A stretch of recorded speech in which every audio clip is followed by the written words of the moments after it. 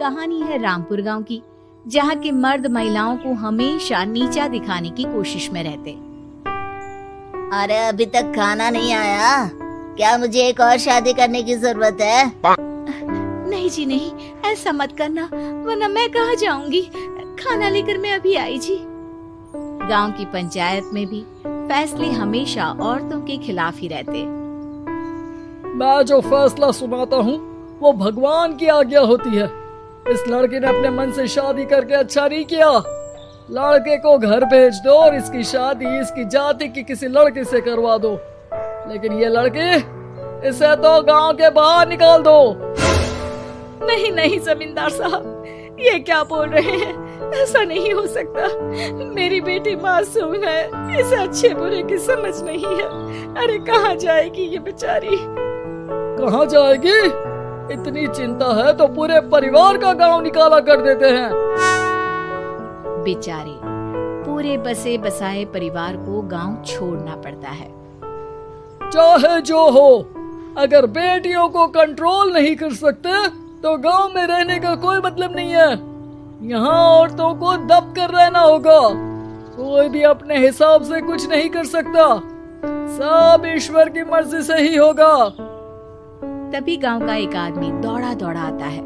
सरपंच साहब, जमींदार साहब, वो कालिया है ना, उसकी बेटी पढ़ने के लिए शहर जा रही है। अच्छा, ये कब हो गया? और कालिया की हिम्मत कैसे हो गई ऐसा करने की? लेकर आओ उसे और उसकी बेटी को। बस फिर क्या था, हाजिर हो जाते हैं कालिया और उसकी बेटी सरपंच के सामने। अरे कालिया, ये क्या सुनने में आ रहा है? बेटी को इंजीनियर बना रहा है तू? और ये बता, गांव में तो स्कूल नहीं है, फिर कहां से इतनी क्लास पास कर गई तेरी बेटी? राधा, जो कि कालिया की बेटी है, उसे लगता है कि सरपंच उसकी तारीफ कर रहे हैं। सरपंच जी, मैंने ऑनलाइन पढ़ाई की है, डिस्टेंस लर्निंग से। सभी में मैंने अच्छे नंबर पाए हैं, जिसे देखते हुए शहर की इंजीनियरिंग कॉलेज में मुझे स्कॉलरशिप मिली है।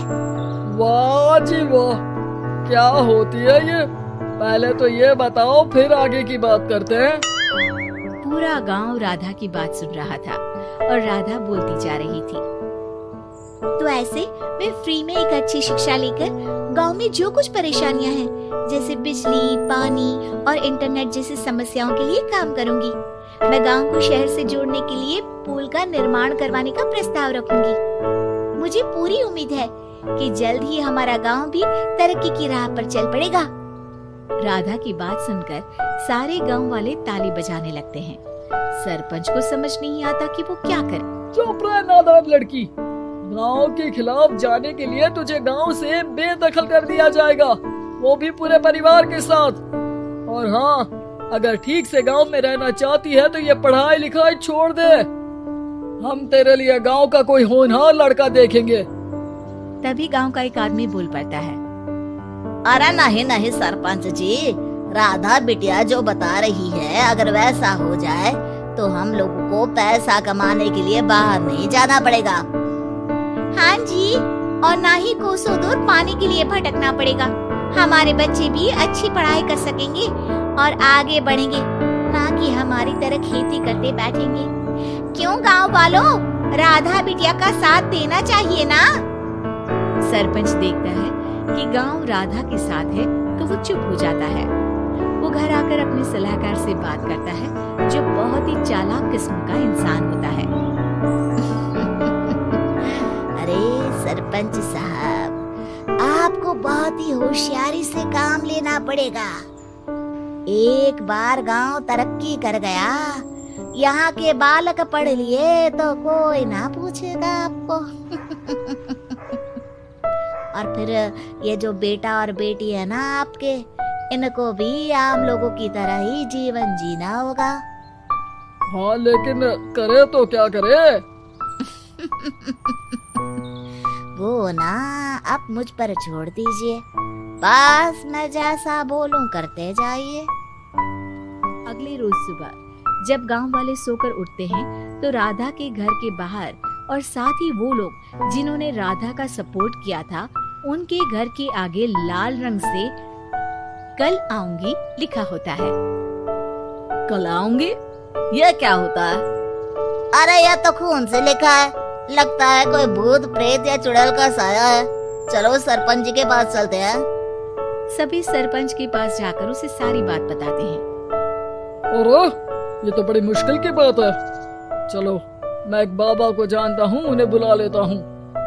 सरपंच बाबा को लेकर गांव के घर के बाहर जाता है। ओहो, तो ये वो चुड़ैल है जो उन लोगों को निशाना बनाते हैं जो गांव को बदलने का सपना देखते हैं।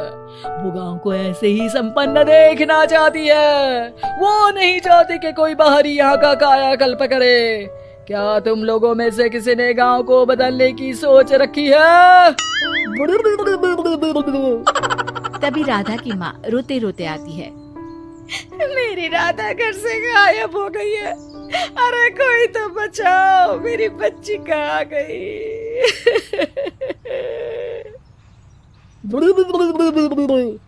ले गई वो चुड़ैल, तेरी बच्ची को ले गई। अब वो उसे श्रापित करके छोड़ेगी, उस पर चुड़ैल का साया हो जाएगा। तभी बुरी सी हालत में राधा भी वहाँ आ जाती है। उसके बाल चुड़ैल की तरह फैले होते हैं और कपड़ों में खून लगा होता है। सभी राधा को देखकर डर जाते हैं।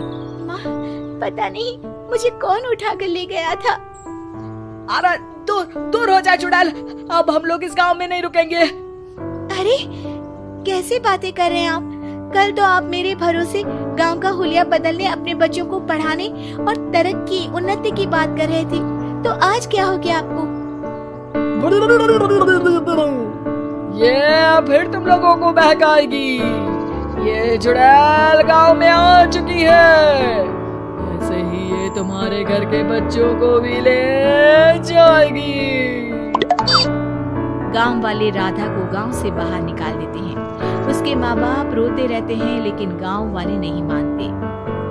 मैं भी अपनी बहन के साथ गांव के बाहर रहूंगा, लेकिन वो पढ़ाई नहीं छोड़ेगी। वहीं सरपंच के घर पर सलाहकार कहता है।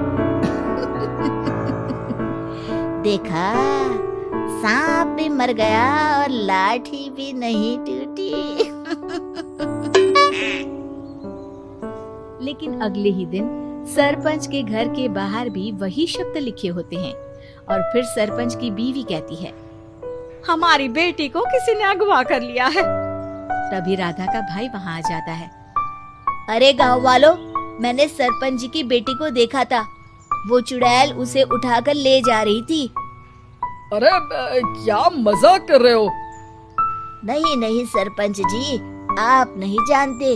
वो चुड़ैल अब आपकी बेटी में आ जाएगी, जैसे राधा के अंदर आ गई थी। तभी सरपंच की बेटी वैसी ही हालत में वहाँ आती है जैसे राधा आई थी। पापा, पता नहीं कैसे मैं गायब हो गई थी। चुड़ैल, इसके अंदर भी चुड़ैल का साया है, मारो इसे। अरे नहीं नहीं, इसे भी राधा के पास गांव के बाहर ही भेज दो। अरे चुप रहो, मेरी बेटी कहीं नहीं जाएगी और चुड़ैल वुड़ैल कुछ नहीं होता है। अरे कैसे बात कर रहे हो सरपंच जी? आप तो बोल रहे थे कि आपका फैसला भगवान का ज्ञान होता है, तो अपने पर बात आई तो अब आप ऐसे बोल रहे हैं। अरे ना ना ना, आपको अपनी बेटी को त्यागना ही होगा। अरे बुलाओ बाबा को। राधा का भाई बाबा को ले आता है, जिसे अब गांव वालों के डर के कारण सच बोलना पड़ता है। मैं कोई बाबा नहीं हूँ, मैं तो मोची था। ये सलाहकार महोदय ने मुझे कहा था एक्टिंग करने को।